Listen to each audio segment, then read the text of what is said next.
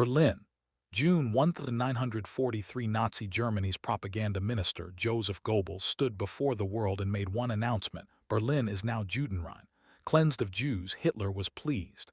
The Nazi machine celebrated, and the world believed every single word of it, but it was a lie. On those very same streets, in those very same cafes, in those very same parks, thousands of Jewish people were still there, still breathing, still surviving. Right under the noses of Nazi soldiers who were convinced they had won. No identity papers, no ration cards, no legal name, no existence on paper whatsoever. Just one brutal decision every single morning. Stay hidden one more day. Or die. They chose to stay. This is their story. Before Hitler rose to power, Berlin was one of the most remarkable cities on the face of the earth. Jazz poured out of clubs at midnight. Painters, writers, and philosophers gathered in cafes and argued about the future of humanity. It was cosmopolitan, diverse, loud, and alive. And at the center of that world were nearly 180,000 Jewish Berliners. Doctors, lawyers, professors, musicians, shopkeepers, teachers, people who had been part of this city for generations. People who had fought for Germany in World War I. People who had built businesses, made discoveries, written books. They were not outsiders. They were Berliners, and then in January 1933, Adolf Hitler became Chancellor of Germany. And within weeks, the world that Berlin's Jewish community had known began to collapse around them. It started slowly. A new law here, a restriction there. Jews could no longer hold government jobs. Then they couldn't practice law. Then they couldn't practice medicine. Their businesses were boycotted. Their children were expelled from schools. Their passports were stamped with a red J. Their travel was restricted. Their assets were seized. And with each passing year, the noose tightened. 1935. The Nuremberg laws stripped Jewish people of German citizenship entirely. They were no longer legal humans in the eyes of the state. 1938. Kristallnacht, the night of broken glass. Nazi mobs swept through Jewish neighborhoods. Synagogues burned. Shop windows shattered. Jewish men were dragged into the streets and beaten. 30,000 were arrested in a single night and sent to concentration camps. The message was clear. Germany did not want its Jewish citizens. It wanted them gone. Many left. Tens of thousands emigrated to America, to Palestine, to Britain, to anywhere they could reach. But emigration cost money. It required connections. It required paperwork. And many simply could not leave. And many, desperately, heartbreakingly, did not believe it would get as bad as it did. This was their home.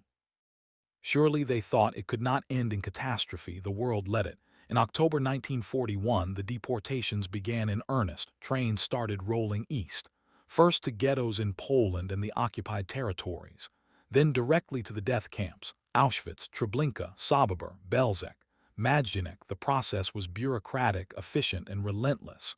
Jewish Berliners received notices in the mail. They were told to report to collection points. They were allowed one suitcase. They were told they were being resettled in the East. Work camps, they were told. Temporary arrangements. Most people who boarded those trains never came back. Between 1941 and 1943, the Jewish population of Berlin was systematically dismantled, family by family, neighbor by neighbor, street by street. And then came February 27, 1943, the day that changed everything. The Gestapo launched what they called the Fabrik Action, the factory action. Nazi officers swept through every war factory in Berlin and rounded up the last large group of Jewish workers who had been protected by their status as essential laborers. 8,000 people, arrested in a single day.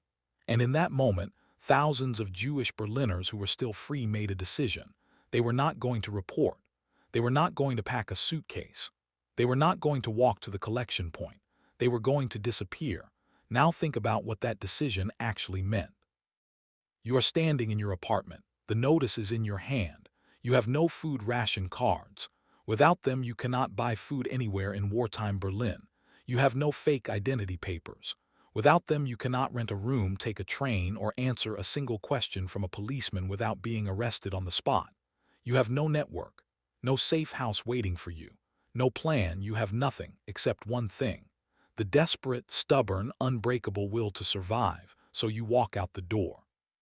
Historians gave these people a name, the U-boot, German for submarines, because just like a submarine disappears silently beneath the surface of the water and moves through the darkness unseen, these people vanished into the depths of Berlin, moving through shadows, changing locations, changing names, surviving in a city that had been told for years that they were the enemy.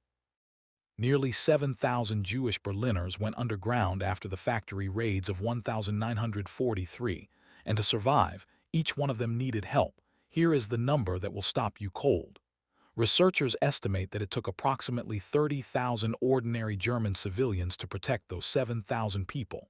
30,000 strangers, teachers, shopkeepers, factory workers, housewives, neighbors, people who had every reason in the world to look away, and instead chose to risk everything, because hiding a Jewish person in Nazi Germany was not just illegal, it was a death sentence, concentration camp at minimum, execution if the Gestapo was in a bad mood that day, and yet 30,000 people did it anyway. Now let me tell you what daily life actually looked like for the U-boot. You cannot ride public transportation. The moment someone checks your papers on a tram or a bus, it is over. You cannot hold a job.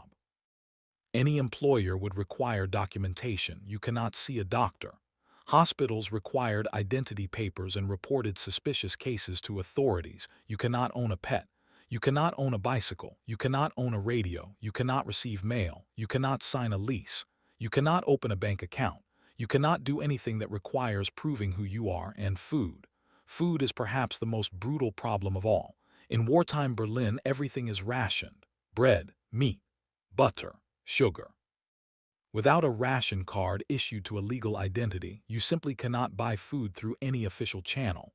Every meal has to come from somewhere else. From a helper who gives you part of their own ration. From a black market contact willing to take the risk. From theft, from charity, from desperation. And through all of this, you cannot stay in one place for too long. Because the longer you stay somewhere, the higher the chance that a neighbor notices, that someone talks, that a Gestapo informant passes the word along. So you move, again and again and again. You carry everything you own in one bag. You sleep in different beds. You tell different stories to different people. You become whoever you need to be wherever you are. So how did they actually survive? They became someone else entirely. They invented new identities, new names, new backstories, new family histories, new jobs, new reasons for being wherever they were. And to pull that off convincingly, they needed one thing above all else: forged documents. And this is where one of the most extraordinary individuals in this entire story enters the picture. His name was Sioma Schernhaus. He was 20 years old, Jewish, alone in Berlin. His parents and his grandmother had already been deported, loaded onto a train headed for Auschwitz. He had no family left, no safety net, no future, at least not the one the Nazis had designed for him. So Sioma made a decision. He removed his yellow star from his jacket, changed his name to Peter Schernhausen, more Germanic sounding, less immediately identifiable, and walked straight out into the open streets of Berlin, in plain sight of the Gestapo, as if he belonged there, which of course he did. He had lived there his whole life, but Sioma did not just survive. He fought back. And he did it with nothing more than a pen and a talent for art. Sioma was a gifted graphic artist, and he began using that talent to forge identity documents. First for a single desperate friend who needed papers, then word spread through underground channels. A resistance contact found out about his skills and hired him. And soon, Sioma Schernhaus was producing 20 forged passports every single week. Each one was a lifeline. Each one was a family pulled back from the edge of the abyss. He worked with a network. A lawyer named Franz Kaufmann and a woman named Helene Jacobs ran an underground operation that quietly distributed forged documents to Jews in hiding across the entire city. And Sioma did all of this while living openly in Berlin, sitting in cafes, riding his bicycle through Nazi checkpoints, smiling at German soldiers who had absolutely no idea what was hidden inside his bag. When the Gestapo finally closed in on him, Sioma did what he always did. He forged one final document. A German Wehrmacht soldier's identity card, complete with a holiday pass, packed his bag, climbed onto his bicycle, and rode all the way to the Swiss border. One man, one pen, hundreds of lives saved. He lived to be 98 years old. Now let me tell you about a girl named Hanny Levy. She was 17 years old in 1943. Her parents had already been deported. She was living alone, working as a forced laborer in a factory sewing parachutes. And then came the February raids. One morning the Gestapo knocked on her door. Hard, loud, the kind of knock that meant only one thing. Hanny did not open it. She stood on the other side of that door in silence, heart pounding, hands shaking, and she made a decision. She waited until nightfall. Then she slipped out of her apartment with nothing but a coat on her back and a small handbag. No money, no plan, no contacts, nowhere to go. She dyed her hair blonde, had it cut in the latest German fashion. And then she did something that sounds absolutely insane. She walked straight down Kurfürstendamm, Berlin's most famous and most crowded shopping boulevard, every single day, eyes slightly down, face relaxed, shoulders loose. Just another young German woman going about her afternoon. She said, years later, I thought I was losing my mind. There was no one in the world I could speak to honestly, no one I could tell the truth to, no one I could cry in front of. But stopping meant death. So I kept walking, every single day. I kept walking for 2 full years. Hanny Levy walked the streets of Hitler's city, among Hitler's people, past Hitler's soldiers, under Hitler's flags, and she survived every single day of it. She lived to be 94 years old. But not every story ended in survival. The U-boot faced dangers from every direction. Some of the most devastating threats came not from German soldiers, but from other Jewish people who had been turned into Gestapo informants under brutal coercion. The most notorious was a young woman named Stella Goldschlag, beautiful, blonde, and Jewish. She had been recruited by the Gestapo after her parents were arrested and used as leverage. She was promised that if she cooperated, her parents would be spared. They were not. Stella moved through the underground community of hidden Jews, using her insider knowledge to identify and betray hundreds of people in hiding. She knew the networks. She knew the faces. She knew exactly where people gathered. The U-boot called people like her the Grafer, the Grabbers, and they were among the most feared threats of life underground because they could not be identified by appearance or accent or manner. They looked exactly like the people they were hunting, and yet the helpers kept helping. Who were these 30,000 ordinary Germans who chose to risk death rather than look away? Some were motivated by religious conviction. Members of the confessing church provided networks, safe houses, and forged documents. Some were motivated by personal loyalty, former employers, old neighbors, childhood friends. Some were motivated by simple human decency, the quiet recognition that what was happening was wrong, and that they would not be able to live with themselves if they did nothing. These people were not heroes in any conventional sense. They did not carry weapons. They did not blow up bridges. They just opened their doors. They just said yes when it would have been so much easier to say no. They just treated another human being as a human being when the entire machinery of the state was telling them not to. Life underground was not only about physical survival. It was about psychological survival too.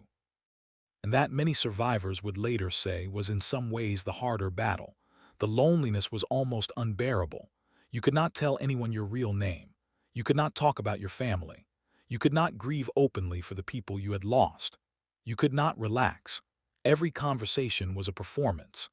Every question from a stranger was a potential trap. Every moment in public required absolute composure, absolute believability, absolute control over every expression on your face.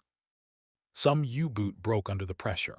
Some turned themselves in not because they were discovered, but because the weight of living that life became too much to bear. Some took their own lives rather than face the alternative. By April 1945, when Soviet forces finally reached Berlin, the city was in ruins. Bombs had been falling for years. Buildings were rubble, streets were craters. The population was starving and exhausted. And somewhere in that burning, broken city, approximately 1,500 to 1,700 people were still hiding, still breathing, still surviving, still waiting. when Soviet soldiers finally reached them. Some of the U-boot were so weakened by years of malnourishment and fear and stress that they could barely stand. Some had lost so much weight they were barely recognizable. Some had been in hiding for more than 2 full years without a single day of safety. But they were alive. Goebbels told the world Berlin was cleansed. Hitler believed it. The Gestapo believed it. The entire Nazi machine believed it. But on those same streets, in those same neighborhoods, under that same sky, there were people who refused to disappear, who woke up every morning with nothing.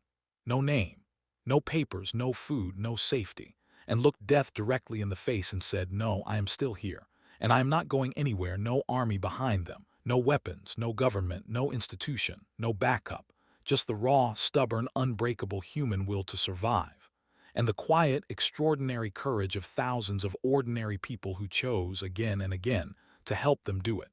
That is not just a story from 1943. That is a story about what human beings are capable of, both the worst and the absolute best, when everything is on the line. If this story moved you, hit that like button and subscribe to the channel, because there are more buried stories like this one waiting to be told, and we are going to bring every single one of them to light. See you in the next one.